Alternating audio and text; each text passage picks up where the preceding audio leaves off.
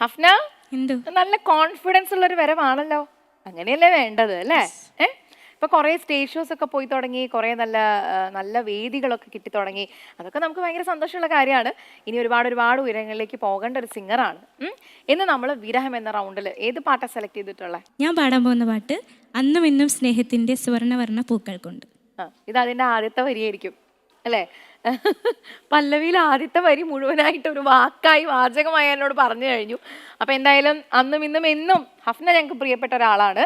പാട്ടിലെ വരി പോലെ തന്നെ ഗംഭീരമായിട്ട് ആ പാട്ട് പാടൂ. ബാക്കി വിശേഷങ്ങളൊക്കെ നമുക്ക് പാട്ട് കഴിഞ്ഞിട്ടാവാം. Good luck, all the best. Thank U.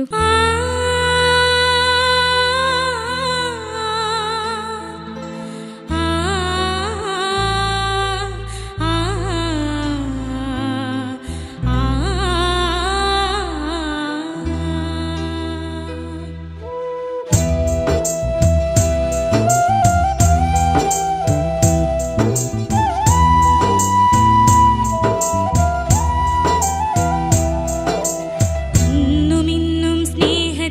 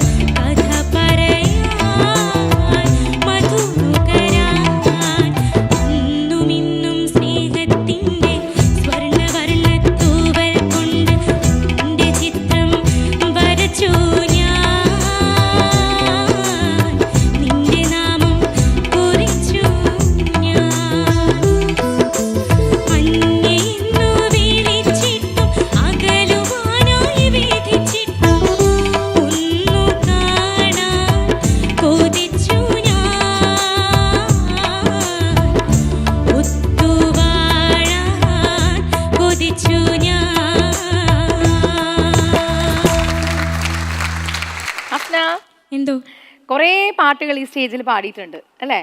ഇത് വളരെ ഡിഫറെൻ്റ് ആയിട്ടുള്ള ഒരു ഇമോഷനാണ് നമ്മൾ കൺവേ ചെയ്യേണ്ടത്. വിരഹം റൗണ്ടിലാണ് പെർഫോമൻസ് കഴിഞ്ഞ് നമ്മളിപ്പോൾ ഇങ്ങനെ നിൽക്കുന്നത്. നേരെ നമുക്ക് കമൻസ് ചോദിക്കണം, മാർക്സ് കിട്ടണം, കുറേ പരിപാടികൾക്ക് വേണ്ടി ഇവിടെ റെഡിയായി നിൽക്കുകയാണ് അൻവർക്ക് എന്തുകൊണ്ട് സെറ്റാണെന്ന് തോന്നുന്നു. അപ്പോൾ ആദ്യം നമുക്ക് അൻവർക്കയോട് ചോദിക്കാം, ഈ റൗണ്ടിൽ ഈ പെർഫോമൻസ് എങ്ങനെ പാടി അൻവർക്ക? അഫ്നക്കുട്ടി, എന്തോ പാട്ട് വളരെ മനോഹരമായിട്ട് ഇടിവെട്ടായിട്ട് കിടുക്കാച്ചിയായിട്ട് പാടി. Thank you. ഇതിനകത്ത് എനിക്ക് ഏറ്റവും പ്രിയപ്പെട്ട രണ്ടുപേരെ പേര് ഇതിനകത്ത് കാണുന്നുണ്ട്. ലിറിക്സ് നമ്മുടെ ബാപ്പു അവാർഡ്, അതെ, മ്യൂസിക് ഗഫൂർ എം ഖാൻ. ഗഫൂർക്ക് ഇടയ്ക്ക് നമുക്കൊരു സംശയം വന്നിട്ട് ഞാൻ ഫോൺ വഴിയൊക്കെ വിളിച്ച് കുറേയധികം നമ്മുടെ പട്ടുപാലിന് വേണ്ടി കുറേയധികം നമ്മൾ കൂടെ സംസാരിച്ച് സംശയങ്ങളൊക്കെ മാറ്റി തന്നൊരു നല്ലൊരു വലിയ മഹാനായ ഒരു സംഗീത സംവിധായകൻ കൂടിയാണ്.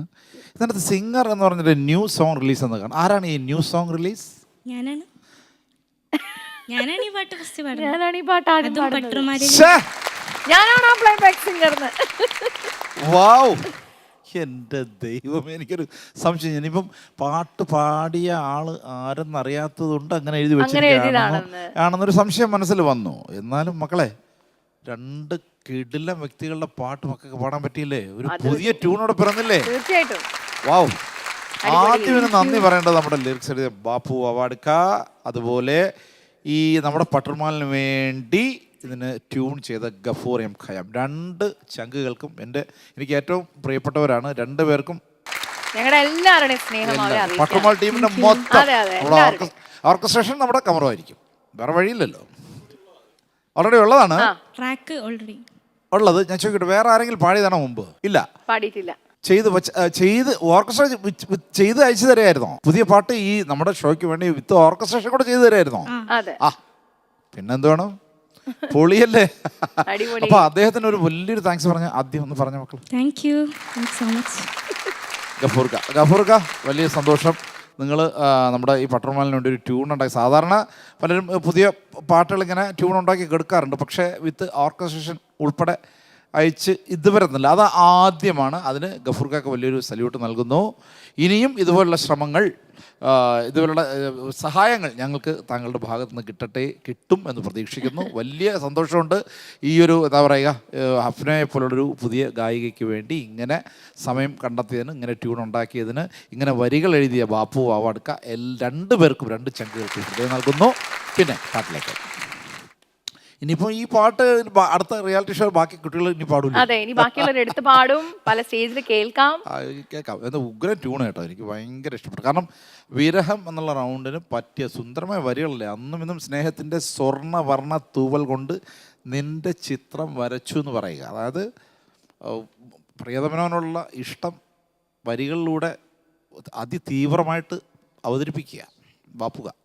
അപ്പോൾ അതിനനുസരിച്ചുള്ള കൃത്യമായ ട്യൂണും വളരെ ഭംഗിയായിരുന്നു മോളെ. നമുക്ക് വേറെ ഒന്നുമില്ല, കൃത്യമായിട്ട് ഇപ്പം വളരെ ഭംഗിയായിട്ട് പാടിയിട്ടുണ്ട്. ഇതിങ്ങനെ പറ്റേ. എന്നാലും നിങ്ങൾ പഠിച്ചെടുത്തല്ലോ നല്ല ഒരു പുതിയ ട്യൂണ് എങ്ങനെയാണോ ട്യൂണ് അയച്ചത്? അത് ഞാൻ ഗഫൂർക്കൻ്റെ അടുത്ത് പോയിരുന്നു, അങ്ങനെ പഠിച്ചതാ.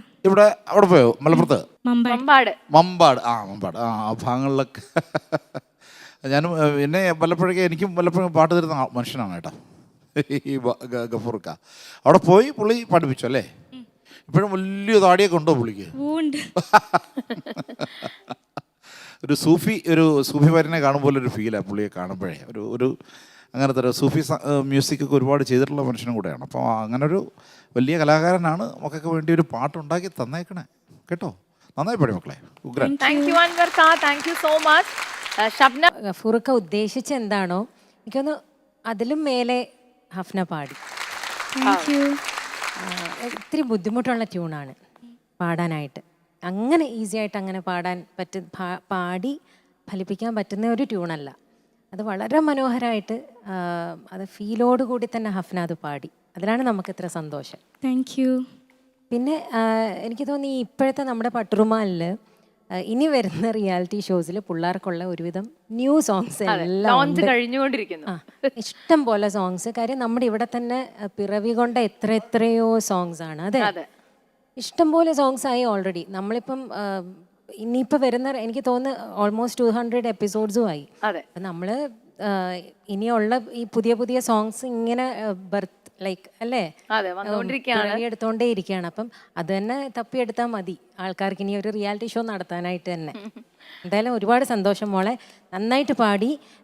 ഈ പിന്നെ പാട്ടിൻ്റെ എല്ലാ കാര്യങ്ങളും ചെയ്ത എല്ലാവർക്കും ഒരു വലിയ ബിഗ് താങ്ക്സ് കേട്ടോ. Thank you so much judges.